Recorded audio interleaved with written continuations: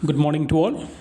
अपनी KVS and NVS PGT biology examination की जो हम सीरीज़ कंटिन्यू कर रहे थे, आज उसी के कंटिन्यूएशन में हम क्लास 11th का जो चैप्टर नंबर 14 है, breathing and exchange of gases, उसके कौन से इंपॉर्टेंट टॉपिक्स हैं जो हमें एग्जामिनेशन से रिलेटेड पढ़ने चाहिए, कौन कौन से ऐसे पॉइंट्स हैं जो हमें अपने एग्ज़ाम के रिस्पेक्ट में देखनी चाहिए ताकि जो भी क्वेश्चन आए वो हम आसानी से हैंडल कर सकते हैं।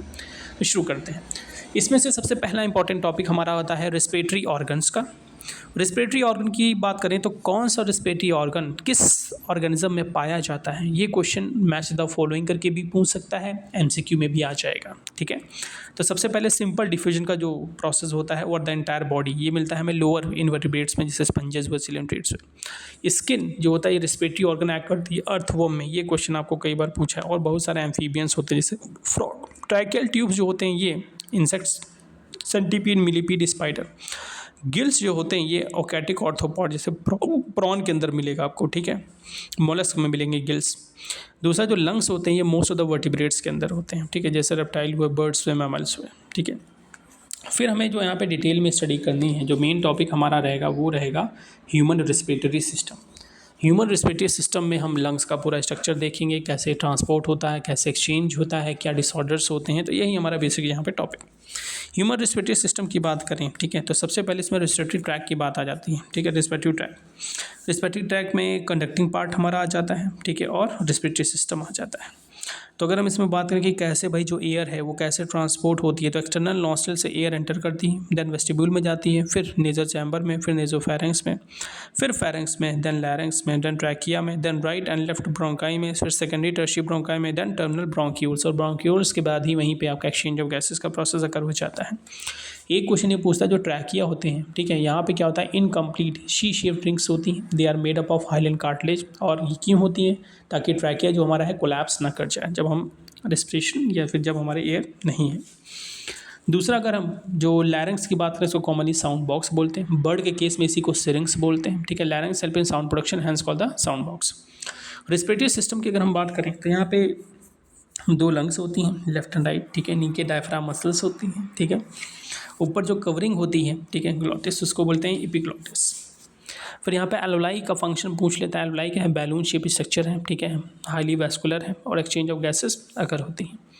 लंग्स जो होते हैं थोरैसिक चैम्बर में सिचुएटेड होते हैं। लंग्स जो होते हैं ये ब्रोंकाई, ब्रोंक्यूल प्लस एल्वोलाई मिलके बने होते हैं। लंग्स स्ट्रक्चरल और फंक्शन यूनिट होती हैं। जो एल्वोलाई हैं वो फंक्शनल और स्ट्रक्चरल यूनिट है लंग्स की।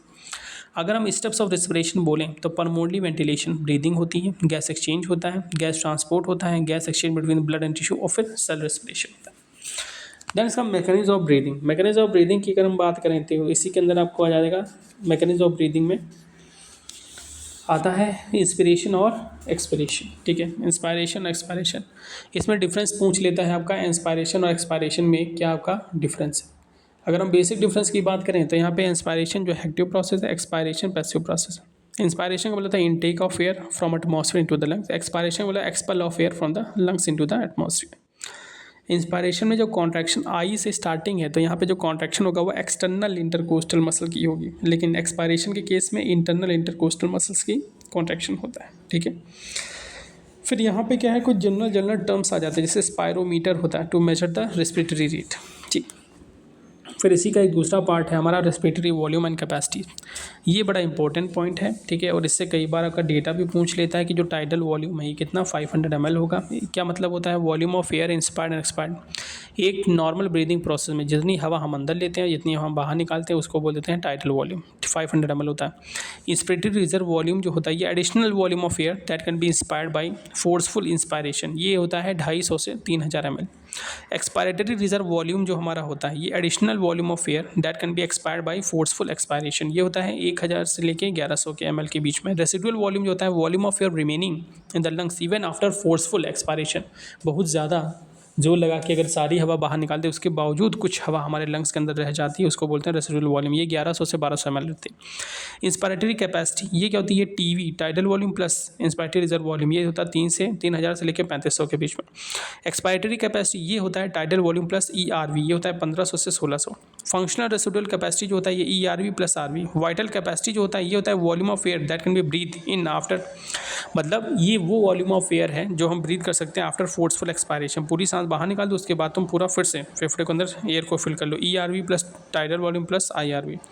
ये वाइटल कैपेसिटी होता है 3500 से 4000 ml के बीच में, 3500 से 4500 ml के बीच में।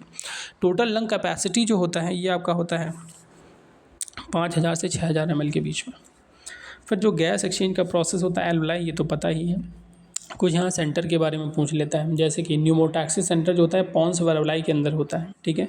Chemo sensitive area adjacent to the rhythm centre होता है, और रेस्पिरेटरी सेंटर जो होता है मेडुला ऑब्लिंगेटा में होता है, ठीक है। फिर इसी में एक आ जाता है transport of oxygen and CO2। तो यहाँ पे बस आपको देखना भाई, हमें तो मालूम है कि जो ऑक्सीजन का ट्रांसपोर्ट होता है about 97% of O2 is transported by RBC, ठीक है। लेकिन जब हम बात करते हैं कि भाई ट्रांसपोर्ट ऑफ CO2 की, तो 3 अलग अलग मेथड्स होते हैं। एक तो होता है कार्बोनिक एसिड के फॉर्म में 7% केवल ट्रांसपोर्ट होता है CO2। कार्बमिनो हीमोग्लोबिन के फॉर्म में 20 से 25% ट्रांसपोर्ट होता है CO2। और जो बल्क में होता है वो होता है as a bicarbonate ion HCO3। ये 70% of the CO2 transported by this method, ठीक है। इसी में कार्बोनिक अनहाइड्रेट्स का जिक्र भी आ जाता है, उसका भी रोल देख लें, फास्टेस्ट एंजाइम है, ठीक है।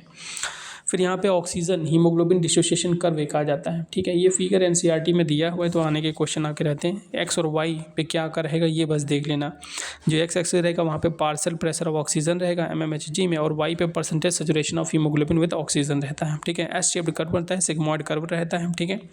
तो बस यही एक्स और वाई एक्सिस देख लेना, कर्व को आइडेंटिफाई कर लेना, ठीक है। क्या दिखाता है, ये दिखाता है हमेशा percentage saturation of haemoglobin with the oxygen. कब ये राइट में शिफ्ट करेगा, कब ये लेफ्ट में शिफ्ट करेगा, बस यही कंडीशन आपका पूछ सकते हैं। फिर इसमें आ जाते हैं हमारे डिसऑर्डर्स। रेस्पिरेटरी सिस्टम के डिसऑर्डर इंपॉर्टेंट है। इसमें अस्थमा जो होता है, इसका अगर इफेक्ट देखा तो difficulty in breathing due to bronchi and bronchioles inflammation, इसमें जलन होने लगती है ब्रोंकाई एंड ब्रोंक्यूल्स के अंदर, इसी को अस्थमा बोलते हैं। दूसरा जो इम्फाइसीमा होता है, इसमें जो एल्वेओलार वॉल्स होती है डैमेज हो जाती है, क्यों? Due to which respiratory surface area decrease, and major cause होता है cigarette smoking. Occupational respiratory disorder में हम जानते हैं एक तो सिलिकोसिस होता है ड्यू टू सिलिका, दूसरा एस्बेस्टोसिस होता है, दूसरा एस्बेस्टोस पार्टिकल, ये होता है due to exposure of fumes. और दिस एक और पहले इसमें आती थी कोल माइनर निमोनोकॉसिस, ठीक है। जो कोयले की खदान में मजदूर काम करते हैं, ठीक है, उनके फेफड़ों के अंदर कोयले की धूल जम जाती है, ठीक है, उसको बोलते थे कोल माइनर निमोनोकॉसिस, ठीक है। तो ये इतनी सारी चीज़ें हमारी थी इस चैप्टर से रिलेटेड। आई होप अगर इतनी चीज़ें आप कवर कर लोगे तो मोस्ट ऑफ द टॉपिक जो एग्जामिनेशन के अंदर आपके आएंगे वो आसानी से आप इसको टैकल कर सकते हो। आई होप ये वीडियो आपके लिए बेनिफिशियल रहा होगा। Thank you so much.